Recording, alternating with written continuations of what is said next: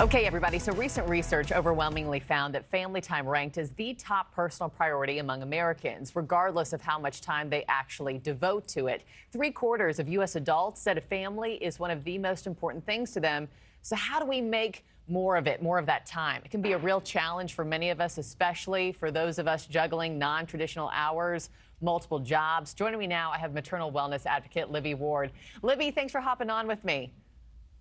You're welcome. Thanks for having me. So this segment is speaking directly to me, right? I wake up at 1:45 in the morning to anchor this show. I go to sleep at 6. So the first dinner that I have with my husband of the whole week isn't until Friday night.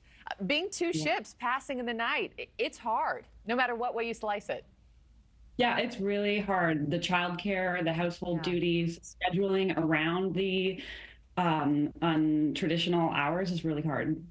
So how do we remedy that? Because part of it's also, I imagine, about shifting expectations, right, about what life should look like. Yeah, for sure. I mean, I was married to a shift worker for 10 years. He recently took a traditional 9 to 5, which is amazing. But in those 10 years with parenting small children, it was so hard to make time for ourselves, for our children, and we just had to get really intentional about communicating about that and making schedules when we could and sticking to a routine when we could. So what do those conversations sound like? I mean, how do you sit down with your partner and kind of prioritize time and figure out when in the week works best for everybody involved?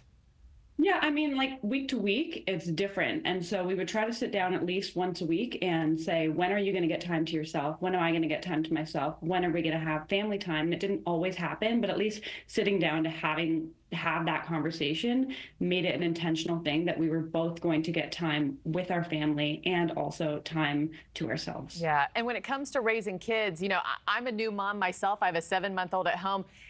Every day is different, right? There's no day where it's 50% on you, 50% on you. How do you, by the end of the week, make sure that, okay, the days themselves weren't perfectly even, but the week as a whole felt fair, right?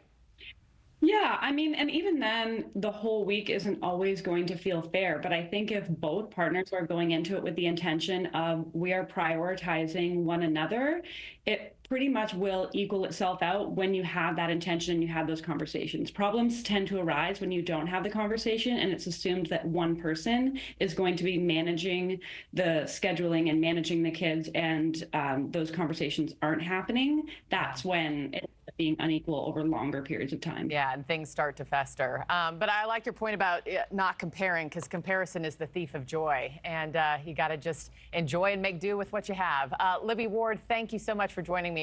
Thanks for watching, everybody. Go to joinnn.com to find NewsNation on your television provider. Also, don't forget to click that red subscribe button below to get more of NewsNation's fact-driven, unbiased coverage.